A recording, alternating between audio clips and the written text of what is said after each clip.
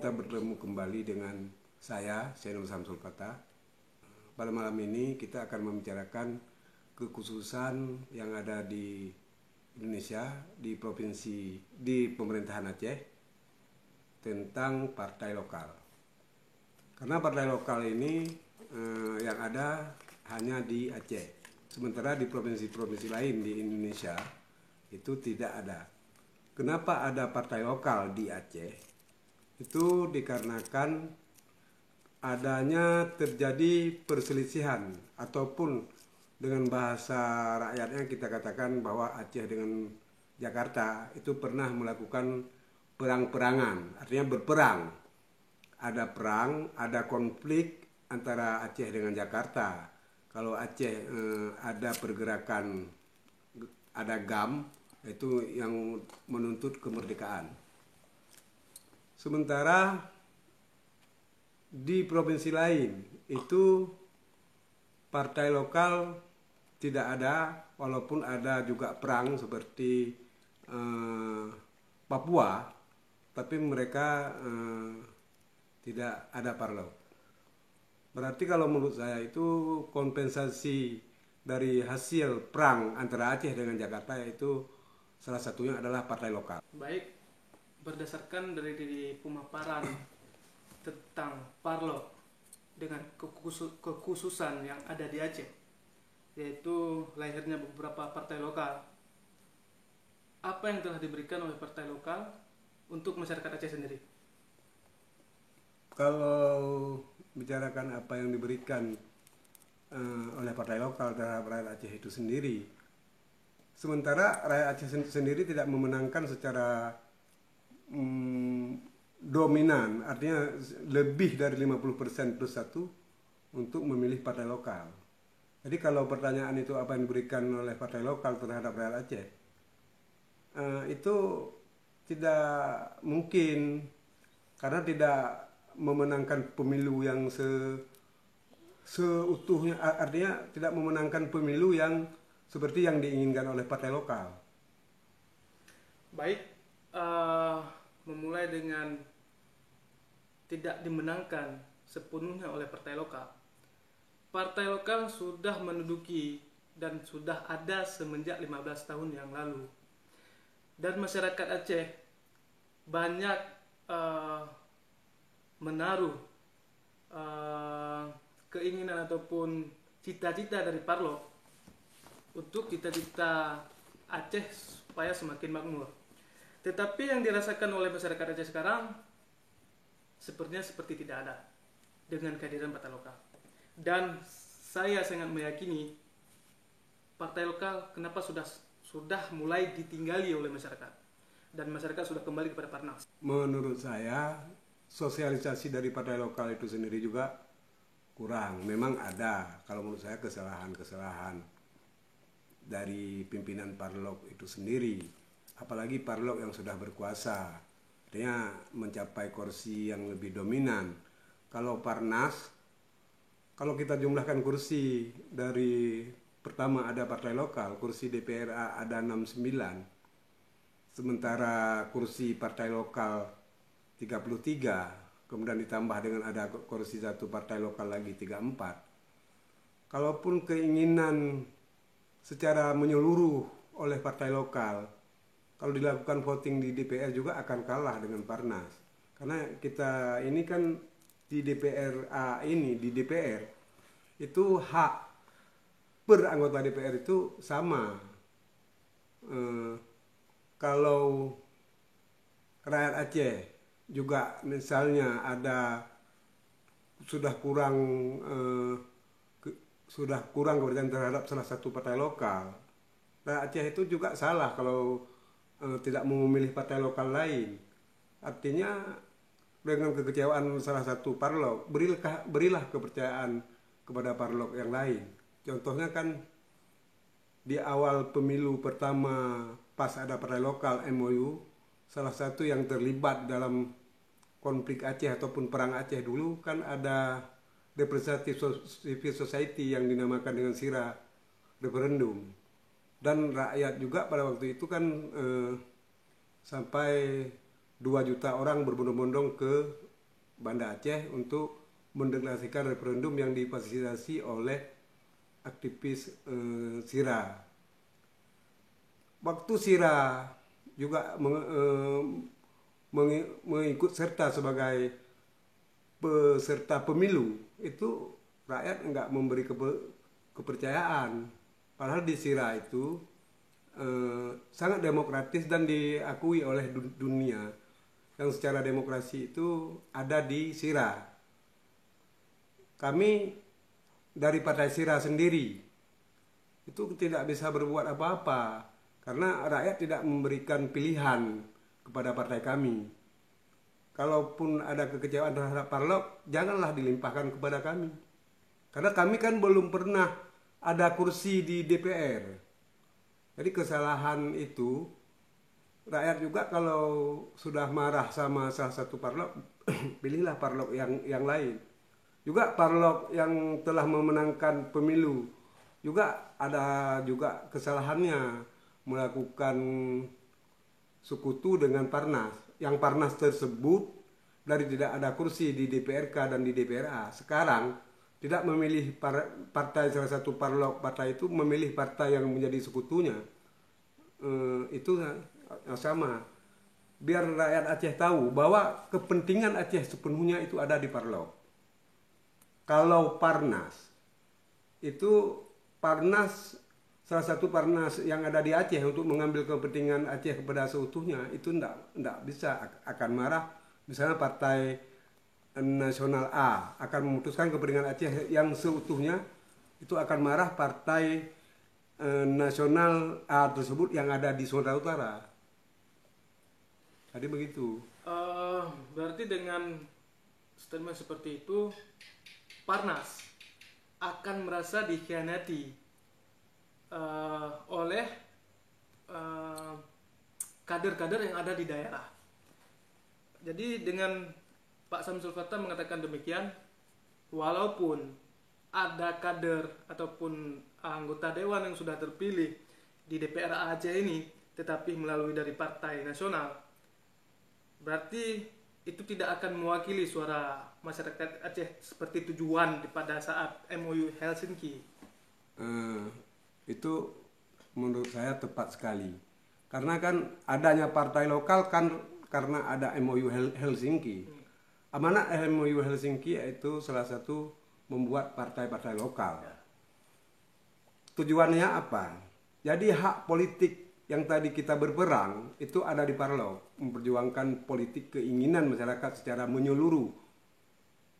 Kalau kita masih memilih Parnas di tingkat DPRK dan DPRA, berarti kita sendiri yang kita minta apa? Yang kita minta Parlok, kemudian kita tidak memilih Parlok.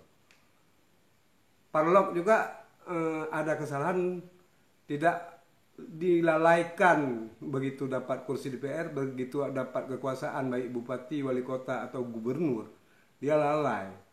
Artinya terlena dengan jabatannya, lupa kepada tujuannya, kepada tujuan untuk melakukan sosialisasi kebutuhan Parlok itu untuk apa, dan keinginan masyarakat di Parlok juga karena kekurangan pemahaman terhadap demokrasi itu sendiri, cara berorganisasi dan berpartai itu sendiri kurang, karena Parlok juga salah satu Parlok juga memaksa orang-orang yang tidak punya kapabel dan kapasitas untuk mencalonkan, yang diberi pencalonan, akhirnya mereka lalai. Nah, dari seperti itu, bahwa itulah kesalahan yang mendasar yang dilakukan oleh Parlok, sehingga dengan tokoh-tokoh yang tidak kapabilitas untuk menduduki sebuah jabatan, baik itu sebagai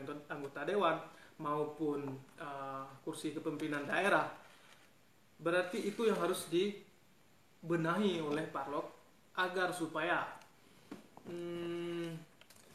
masyarakat tidak salah berpikir untuk Parlok. Nah, sekarang yang kita alami adalah kita hampir sama seperti yang terjadi di Kosovo, di mana kita Kosovo itu gitu kok. berhasil dengan adanya Parlok. Nah, masyarakat Aceh pada umumnya memang tidak ada pemahaman tentang apa itu tujuan daripada Parlok. Sehingga di saat ada kader-kader yang hanya untuk mementingkan diri sendiri tetapi tidak memberikan pemahaman kepada masyarakat dan juga dilalaikan oleh jabatan-jabatannya tersebut, sehingga itu menjadi kesalahan mendasar daripada Parlok.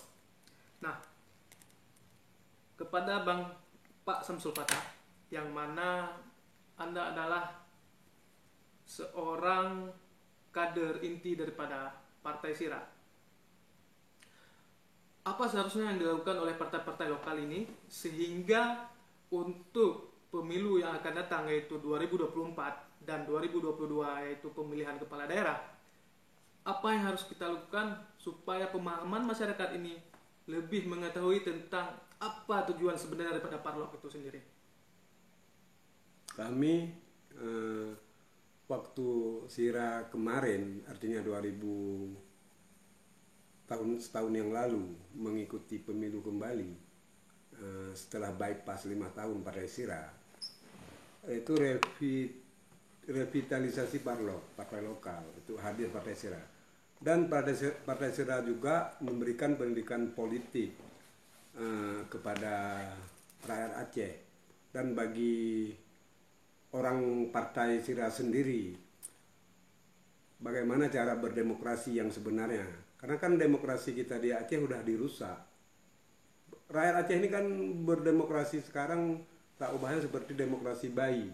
Artinya demokrasi yang perlu disuap. Siapa yang menyuap, itulah yang dipilih. Sementara di Partai Sira, penyuapan-penyuapan untuk membeli suara di politik itu dilarang. Karena memang ingin mengajar, artinya baik orang Partai Sira yang melakukan kompetisi itu melarang melakukan hal-hal seperti itu dan memberi pendidikan terhadap rakyat supaya nanti kalau Partai Sira, orang Partai Sira dipilih menjadi bupati, wali kota atau gubernur, itu tidak waktu sudah dilantik, sudah duduk itu tidak ada alasan untuk mengembalikan modal, baik modal dari donatur ataupun modalnya sendiri yang sudah menjual sesuatu untuk merebut kursi kekuasaan. Nah, baik. Kita mulai dengan beberapa partai lokal yang berkuasa dan yang sudah pernah mengikuti kompetisi pada pilkada dan pileg. Nah, yang saya alami dan saya mendengar daripada masyarakat kita, seperti adanya intimidasi daripada sebuah partai untuk masyarakat supaya mereka memilih partai lokal dari partai, contohnya misalnya A. Nah, jadi ini kan akan terjadi kompetisi dan yang tidak bersih dan tidak jujur di antara partai lokal, sehingga itu akan menjadi bentrokan untuk partai lokal itu sendiri. Nah, apa yang harus dilakukan oleh para pemimpin partai lokal kita? Kami dulu merasakan di awal mengikuti kompetisi di 2009 yang Anda katakan tadi. Makanya di kompetisi kedua, Sira tidak mengikuti pemilu supaya tidak terjadi bentrok bersama antara Parlok dengan Parlok. Kemudian kenapa Sira hadir di kompetisi setelah bypass 5 tahun? Sira hadir dikarenakan Parlok juga salah satu Parlok yang di awalnya kuat sudah melemah. Makanya hadir Sira adalah bukan lawan bagi salah satu Parlok, tapi untuk memperkuat kembali Parlok. Contohnya di Eropa, itu semua rakyatnya memilih Parlok. Memang ada Parnas, tapi Parnas itu untuk dipilih ke nasional. Artinya kalau kita ke DPR RI, karena keterwakilan Parlok hanya tingkat 2 dan tingkat 1. Artinya DPRK atau DPRA. Karena kita beda nama beda istilah dengan eh, Provinsi. provinsi lain yang ada di Indonesia. Kalaupun kenapa yang kita pilih keterwakilan Aceh untuk ke Senayan, ke Jakarta, DPR RI tidak merasa sangkut pautnya dengan Parlok, karena mereka punya kursi di DPRK dan di DPRA. Tapi kalau mereka tidak ada yang memilih di DPRK, DPRA itu keterwakilan dari rakyat Aceh, artinya yang setelah memilih Parlok. Di Eropa begitu, kita ini enggak. Misalnya salah satu partai kita jadikan sekutu salah satu Parlok, itu di DPRK malah kadang-kadang lebih merugikan Parlok itu sendiri, karena sudah banyak kursi yang dijadikan sekutunya dengan Parna di DPRA. Yang dulu tidak ada kursi, sekarang sudah ada kursi, malah sudah ada praksi, sudah ada wakil pimpinan di DPRA. Sira hadir bukan lawan bagi salah satu Parlok yang sudah ada, yang sudah berkuasa, tapi Sira ingin membackup Parlok yang sudah ada. Artinya kenapa kalau ketua DPR boleh Parlok, kemudian wakil ketua juga boleh Parnas. Kenapa Parlok lain tidak boleh jadi misalnya ketua DPR Parlok A, wakil ketua Parlok B, wakil ketua lagi Parlok C, wakil ketua lagi Parlok D. Kenapa Parnas boleh? Kenapa Parlok yang lain tidak boleh? Ini kan menurut saya ada grand design lain oleh salah satu Parlok untuk menghancurkan Parlok yang lain. Sementara dia sendiri tidak bisa mempertahankan dominasinya. Itu menurut saya.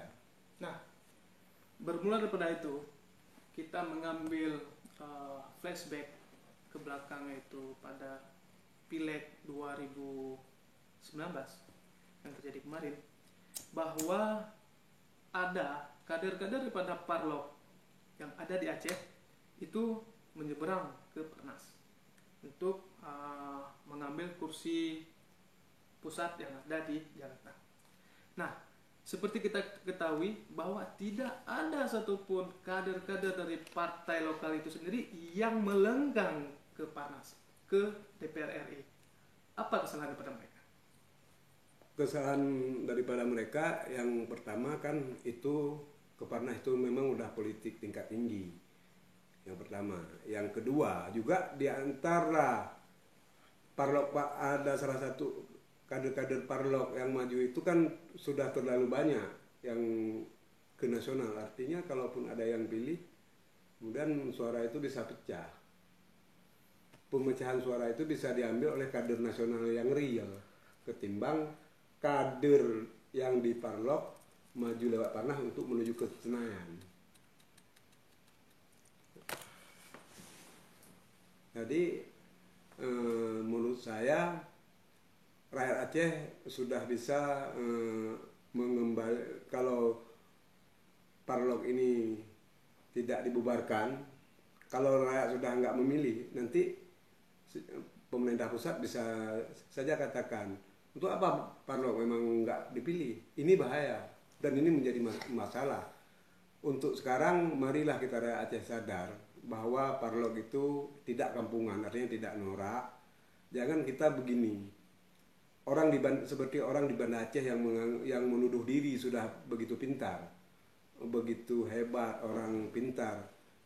Sementara di Eropa, negara yang kita sudah ketinggal dengan Eropa mungkin 2 abad yang lalu, kita sudah ketertinggalan dengan mereka. Mereka tidak menganggap norak, semua memilih Parlok. Makanya merasa diri pintar belum tentu pintar, karena yang pintar merasa itu tukang masak, merasa pintar itu orang bodoh. Jadi sekarang marilah kita merubah mindset, apalagi orang akademisi yang malu dengan memilih Parlok, menganggap kampungan.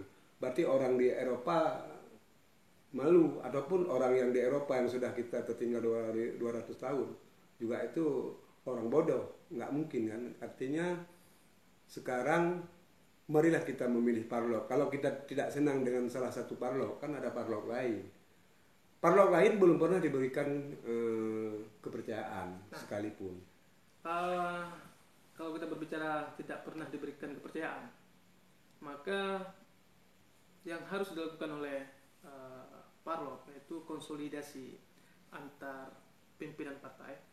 Dan setelah itu harus adanya proses filter untuk kader-kader yang betul-betul ada kapabilitas untuk melenggang, sehingga tidak terjadinya gap-gap di antara parlok itu sendiri. Karena kalau seandainya kita tetap ada partai lokal yang ingin mendominasi sebuah kursi pimpinan, baik itu wilayah kabupaten yang lain, sehingga itu akan selalu menjadi bentrokan dengan parlok yang lain. Nah, mulai dari itu kita juga berharap Partai Sira yang sudah menjadi pelopor untuk mengajak hampir 2 juta masyarakat Aceh untuk bisa merangkul partai-partai lokal yang lain, agar supaya kita sesama partai lokal tidak terjadi bentrokan. Jadi walaupun ada di partai A, ada di partai A yang tidak cocok menurut masyarakat, sehingga ada kader dari partai lokal yang lain yang mumpuni, sehingga tujuan dan cita-cita kita masyarakat Aceh berhasil di partai lokal. Benar, itu memang cita-cita Partai Sira itu untuk revitalisasi parlok tadi. Kemudian bagaimana partai yang sudah dominan itu dengan ikhlas hati, karena dengan ikhlas hati berdampingan dengan parlok lain. Karena kita lihat ikhlas dan tidak ikhlas kan dari perilaku di lapangan di waktu kompetisi.